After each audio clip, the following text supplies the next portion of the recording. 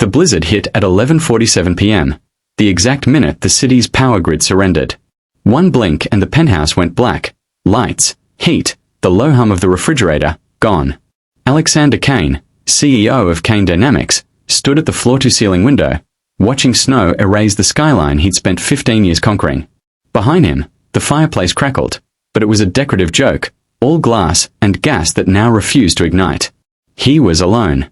His 8-year-old daughter, Lily, was supposed to be with her mother in Aspen, but the divorce papers had been signed 3 weeks ago and supposed to no longer applied. The nanny had the night off. The driver had been sent home hours earlier. Alexander's phone showed one bar and a string of missed calls from board members who wanted updates on the Tokyo merger. He let them ring. A soft knock froze him mid-breath. Not the elevator chime, not the doorman's buzz. A knock on the actual door. At midnight. In a storm. He opened it a cautious inch. A woman stood in the hallway, soaked wool coat dripping onto Italian marble, dark hair plastered to her cheeks. She hugged herself, teeth chattering so violently he heard them click. "Mr. Kane." Her voice cracked like thin ice. I'm sorry. The building lost power and my radiator died an hour ago. My son's lips are blue. Can I slip under your blanket? I just can't get warm." She whispered the last part, as if the hallway might overhear and judge her. Alexander stared. The woman was Elena Morales, 14B, the quiet illustrator who always held the elevator for Lily and once returned a runaway teddy bear with a hand-drawn bandage on its paw. He'd nodded at her in passing for 2 years. He knew nothing else. Behind her, a small boy peeked out, Matteo, maybe 5, clutching a plastic dinosaur to his chest. His eyelashes were frosted. Alexander's brain, trained to calculate risk in 8-figure increments, short-circuited. Protocol said call security.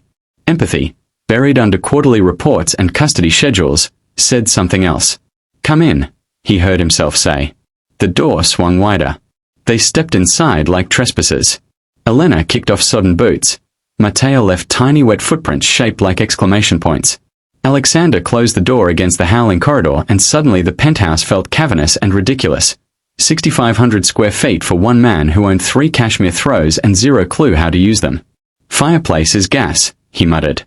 "Pilot's out." Elena nodded, already peeling off Matteo's coat. The boy's dinosaur clattered to the floor. He didn't cry. He simply stared at the toy like it had betrayed him. Alexander's mind raced for solutions the way it did in boardrooms. Candles?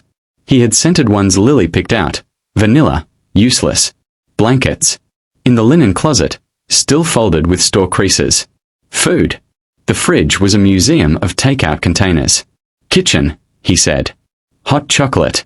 I think." He led them past the marble island where deal memos usually lived. Elena lifted Matteo onto a stool. The boy's legs dangled, feet swinging above the floor like pendulums. Alexander filled a saucepan with milk, hands surprisingly steady. He found cocoa powder wedged behind protein bars. Marshmallows, stale, but intact. While it heated, silence ballooned. Elena rubbed Matteo's arms through his dinosaur pajamas. Alexander stirred, watching the milk skin form and break. "I owe you an explanation," Elena said finally. "The super's not answering. Con Edison says restoration could be morning. Matteo has asthma. Cold triggers it. I didn't know where else." She stopped, ashamed of the sentence. Alexander tasted the cocoa, burned his tongue, didn't flinch. "You did right." He poured 3 mugs. Matteo wrapped both hands around his, inhaling steam like medicine. Elena sipped, eyes closing in gratitude so raw Alexander looked away. The lights flickered, teased, then died again. Outside, transformers exploded in blue arcs down the avenue. Alexander exhaled. "Guest rooms are upstairs, but the heat's off there too. We'll camp here." He said it like issuing a corporate directive, then caught himself. "If that's okay." Elena's smile was small, exhausted. "We are squatters with cocoa. We'll take the floor." He almost argued, CEO reflex, but Matteo was already sliding off the stool, drawn to the dark fireplace. "Can we make a real fire?" the boy asked. "Like cavemen." Alexander opened his mouth, closed it. The fireplace was sealed, ornamental. Then he remembered the terrace, teak furniture, A fire pit he'd never used because who had time for ambience? Stay here. He grabbed a flashlight, battled the terrace door against wind, and dragged in 2 teak chairs. Splinters bit his palms. Back inside, he smashed the chairs against the hearth. Once, twice, wood cracking like bones. Elena flinched. Matteo cheered. Kindling. He raided Lily's art bin for scrap paper. Crayon drawings of unicorns sacrificed to the cause. Newspapers from the recycling. Matches from the emergency kit he'd mocked the decorator for installing. The first flame caught. Tentative, then greedy. Heat bloomed. Shadows danced across Elena's face, turning exhaustion into something luminous. They dragged the couch closer. Alexander fetched every blanket, cashmere, fleece, the weighted one Lily used for anxiety. He laid them on the rug like a nest. Matteo crawled in first, dinosaur tucked under chin. Elena hesitated. Alexander lifted the corner. Plenty of room. She slipped beneath, shoulder brushing his. The contact was accidental, then not. Matteo wedged between them, a small furnace already snoring. Above the crackle, sirens wailed somewhere far below. The city sounded wounded. Elena spoke to the fire. My husband left when Matteo was 2. Said illustration gigs weren't real income. I took the night shift at the coffee shop so I could draw during the day. Some months the rent eats the dreams. She laughed. Brittle. Tonight it tried to eat my kid. Alexander swallowed. My wife said I was married to the company.